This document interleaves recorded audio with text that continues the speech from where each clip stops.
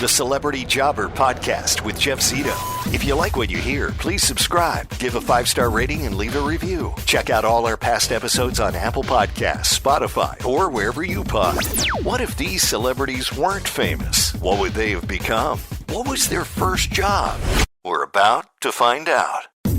You know our next guest from the WWE. He's on Monday Night Raw, member of the Judgment Day stable, former one-time Ring of Honor World Television Champion. Our guest this week on Celebrity Jobber, professional wrestler Damian Priest. Hey, what's up, man? How you doing, brother?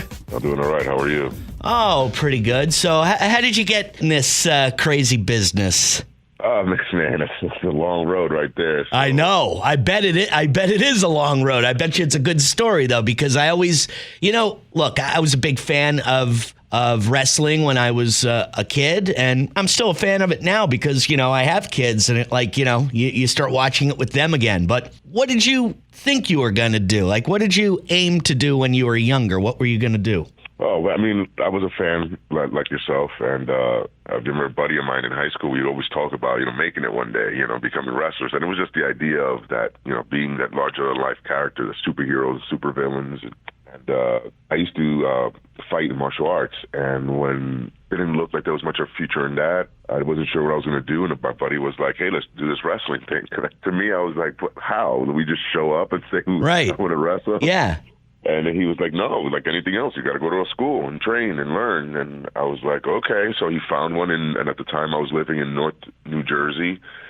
He found one in South New Jersey, so it was a couple hours away, but I would go 2 or 3 times a week to go train, and little by little like that, and then started doing little independent shows, wrestling for zero money, or right. maybe a hot dog, or right.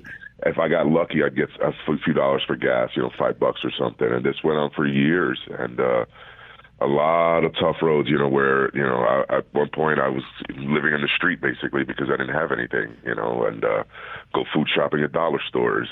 Right. That it had nothing. So it was definitely tough because it's not rewarding, at first. It's actually, you said it like a rock star. I compare it to that because, when bands or artists are trying to make it, they struggle. They're working for nothing just to get noticed and an opportunity.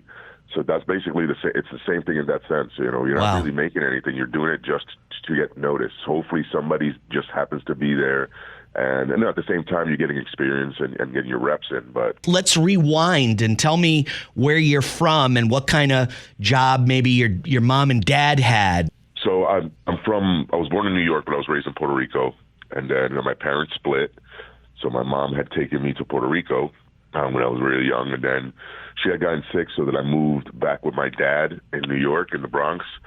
And then he used to own martial arts schools. Oh, okay.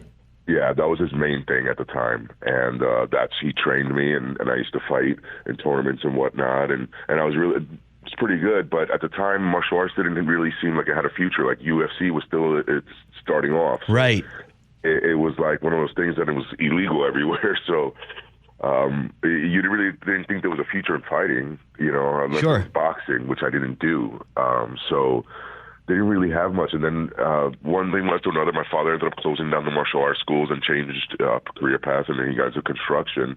I really wasn't big into that. So no, yeah. It was like, what do I do now? Right. And, so I chose the path of wrestling. Well, I can see it now, I mean, look, a lot of people, a lot of times things just happen, but then there's a lot of time that you're steered in that direction because of, your family. And I can definitely see the connection now.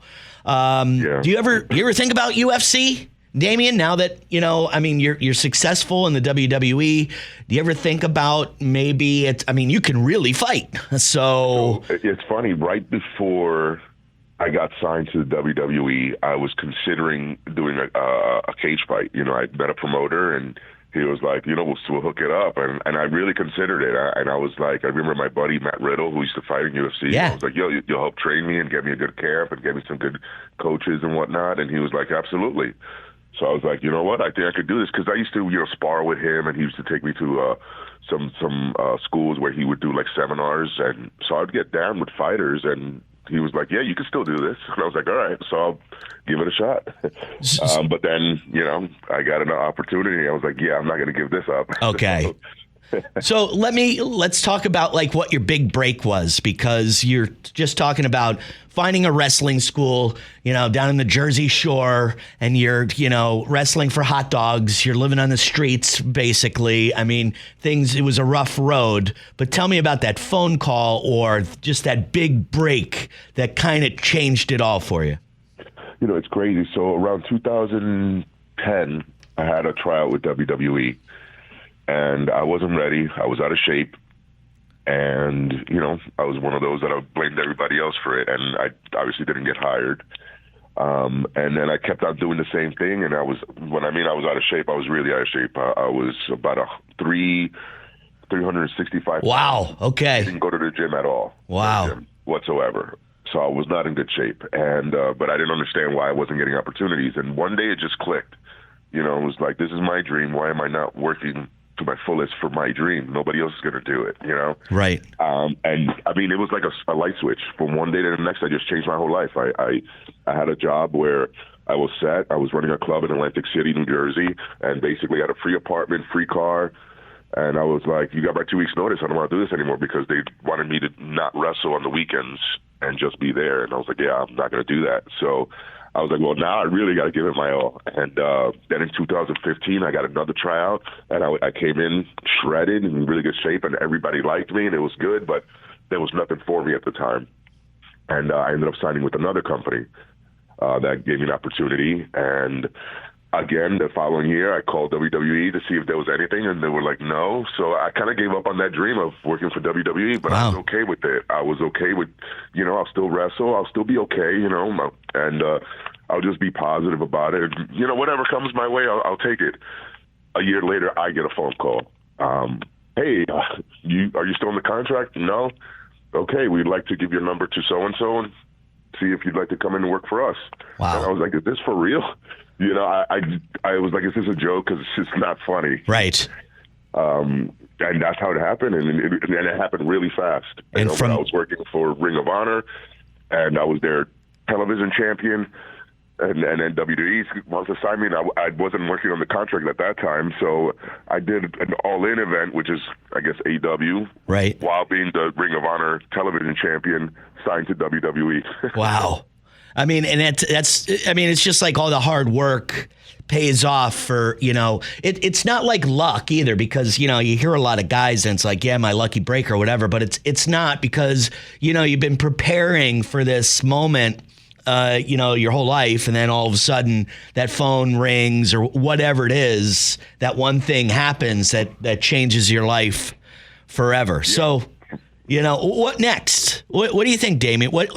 What do you think after the WWE? I mean, you could do it for a long time. I mean, me and you were close to the same age, so, I don't consider myself a young man, but you got some time. Yeah, exactly. Like, I know I'm not a young man, but the world is different now, and athletes are different, and I feel younger than I did 10 years ago, especially the fact that I'm, the weight I lost, and, that I train all the time now. Right. It's a completely different animal. I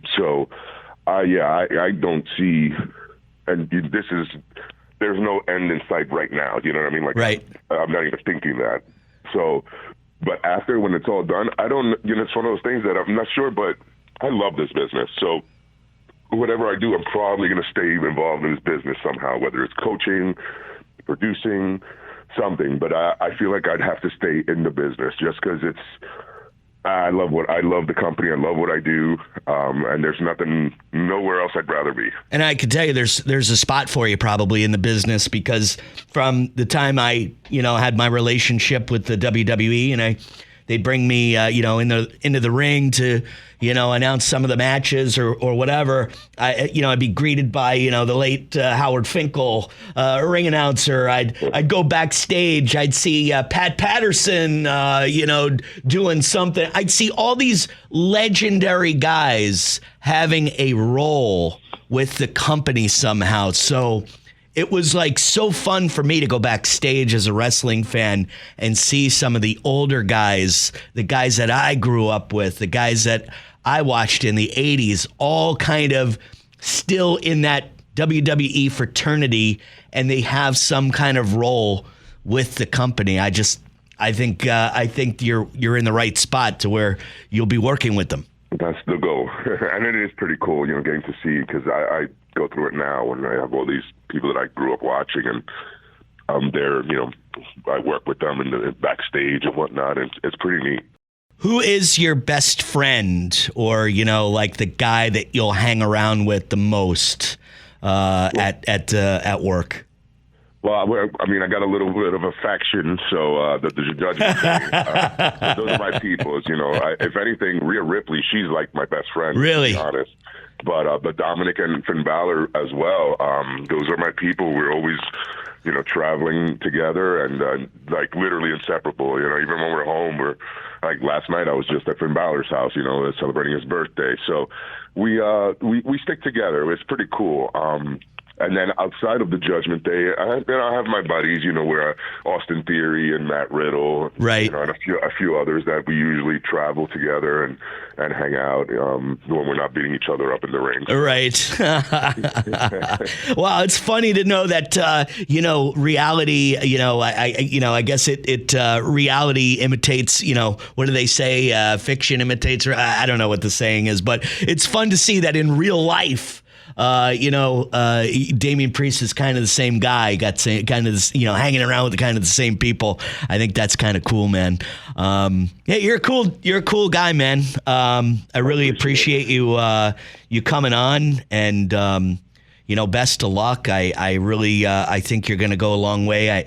I just, again, love this business, and I love talking to you guys, and, I love to hear the struggle, that everybody has a different story, The Miz, his story is different than yours, Yeah, and in this business, everybody's got their own struggle. Yes, everybody definitely has their own struggle. Great talking to you, Damian. Thanks so much. I appreciate your time. So before wrestling, Damian Priest was a mixed martial artist. His dad owned some mixed martial arts studios in New York or New Jersey. That was what his father's job was. And Damian's job was basically he trained. He trained as a mixed martial artist and won 2 national championships in full contact martial arts. He said after his dad closed the studios down, he kind of went into construction, and Damian didn't seem too interested in construction, so he figured he'd go full bore into this wrestling thing. Now, when he was working at a club in Atlantic City, New Jersey, he said everything kind of clicked. He said, I got to really focus on my dream, and then, of course, the call, his big break actually happened. And that's it, a phone call out of the blue. If not for that call, maybe Damian still working at that club in Atlantic City, New Jersey, or who knows? You might see him on the UFC. Kind of not a big thing when he was first getting going, but it sure is now. Everybody's got a story. And if not for that big break, who knows what would have happened to Luis Martinez, a.k.a. Damian Priest, from the Judgment Day stable, the WWE. Hey, thanks again for listening. Please, if you like this podcast, give us a 5-star rating, leave a review. Follow us on Instagram, Celebrity Jobber Podcast. Past episodes up on celebrityjobber.com. And we'll dedicate this episode to the late, great Bray Wyatt, incredible wrestler who just recently passed away at the age of 36. Such a tragedy. Rest in peace, my good man. Until next time, this is the Celebrity Jobber Podcast. I'm Jeff Zito.